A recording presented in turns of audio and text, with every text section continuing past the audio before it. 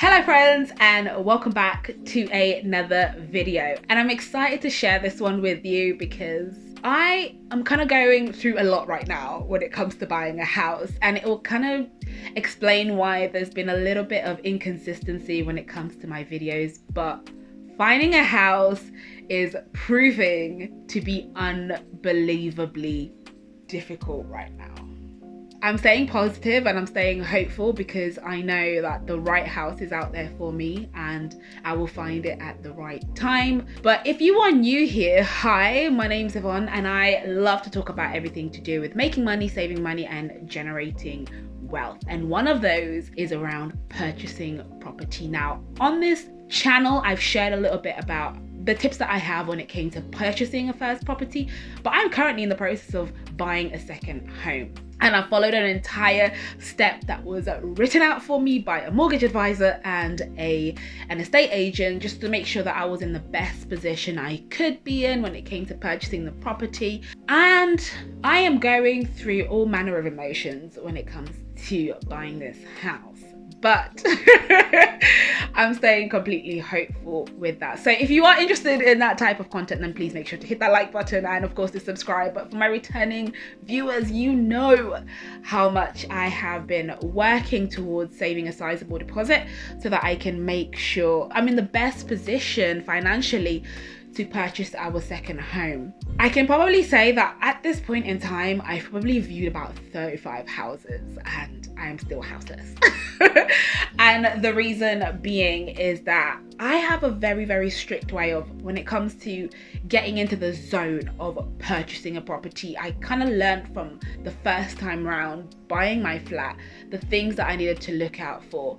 And it feels like every time I'm thinking about buying a house, the property market booms. So a little bit of background information. I personally thought that when we had the panoramic and house prices started to fly up because we had the stamp duty exemption, that things would kind of calm down when the stamp duty exemption finished, because I thought probably better to pay £10,000 up front than take it out on a 30-40 year mortgage. And it seems that I kind of regret making that decision because I should have bought during the pandemic as opposed to after. Anyway, that's besides the point. You can only look backwards with hindsight and think, yeah, I should have done that, but the reality is completely different.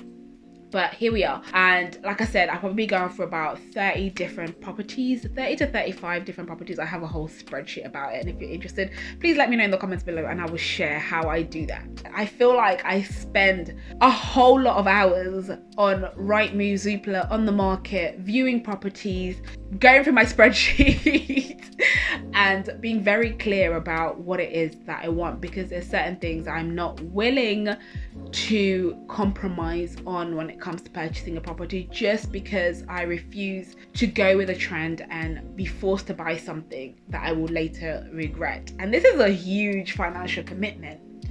So I spent a lot of time when I started to think about purchasing a second property, researching the areas that I wanted to basically move into. I had a couple of friends who were living in those areas and I spent time with them. I talked to them about it. I visited the area quite a few times, had a look around. I kind of got a feel of it at different times of the day, during the morning, during school runs, during the night, just to get an understanding of what the area looks like and kind of feels like. So I know the area that I'm living in. The second thing that I would highly recommend is to get to know your numbers and get a clear rein on what your numbers are. So like I said, it's really, really important to make sure you have a mortgage advisor who will have a look at the entire market to get you the right product for you, and to also understand the exact budget that you are working with. And the reason I say that is because for a lot of first-time buyers and a lot of buyers in general, they will have an understanding of what their budget is, but they won't take into consideration the cost of your solicitors, the cost of searches, the cost of anything to do with like additional costs that may come up whilst your solicitors are doing all the legal things around that. So for example, purchasing a freehold is very different to purchasing a leasehold property, because there will be some fees associated with the freeholder who, if you're trying to get information, they may charge you for. So you need to understand all those figures on top of how much you have to pay for stamp duty.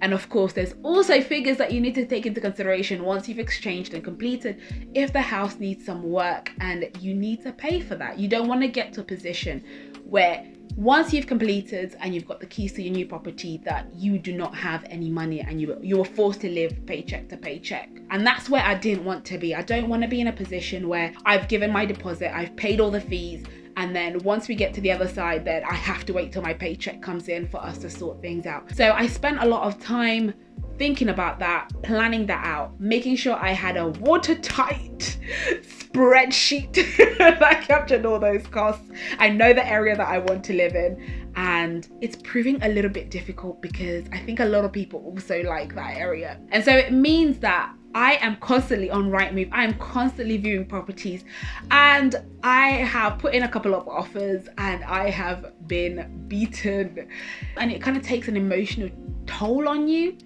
But the reality is, I've listened to a couple more people who have basically said that when you're purchasing a property, and this is a tip that I'm learning and I need to apply for myself, when you're purchasing a property, you cannot be emotive about it. And this is something that I learned this time around as opposed to the first time when I was purchasing this property that I'm currently in. I was very much like, I need to be in that place, and you kind of get so excited about it and you kind of start planning ahead and thinking about it, and you get more emotionally attached to the property that you're viewing instead of viewing it as a business transaction. And that's kind of how I'm seeing this second process, and I'm trying not to get too caught up in the house, which is a little bit hard because I have fallen in love with a couple of houses and I've put in offers, and lo and behold, I either get outbid and I just don't get the property. And it's probably even harder to comprehend because properties at the moment are going way above asking price. To put this into perspective, I've been to a couple of properties where I have put in offers in, and the properties have sold £40,000-50,000 above asking price. Now, like I mentioned earlier,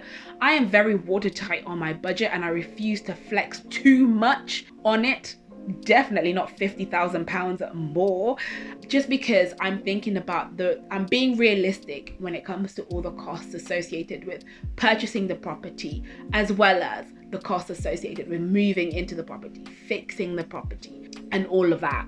But what I'm finding is across the board, people are just paying over asking price, way over asking price. So I don't want to be in a position basically where I am paying max budget for a house that needs a complete renovation, and then I find myself in a situation where I'm either living in a half renovated house, and I know you can renovate it as you go along, but either way you still need money. I don't want to be waiting for my paycheck to be able to renovate something.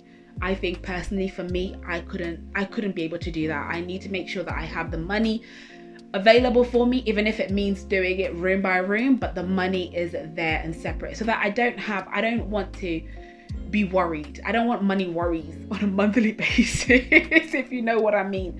So anyway, we continue, we move, and when I do find the property, get an offer accepted and I exchange and complete, you guys will be the first to know, and I will keep you updated on that. But I just thought I would share with you exactly why I haven't been as consistent as I had been before. It's because my life is currently being overtaken with looking for a property. If you're interested in seeing, maybe I should do like a day in the life of, you know, a day when I'm searching for houses. Last week I think we went through 7 houses in one day, so it can be pretty intense. So let me know if you're interested in that. If you've enjoyed this, please make sure to hit that like button, and of course subscribe and join our community. I want to thank you so much for sticking all the way to the end and for watching this. I hope you have an absolutely wonderful day, and I will see you in the comments below. And of course, if I don't see you in the comments, I will see you in the next video. Take care and have a great day. Bye.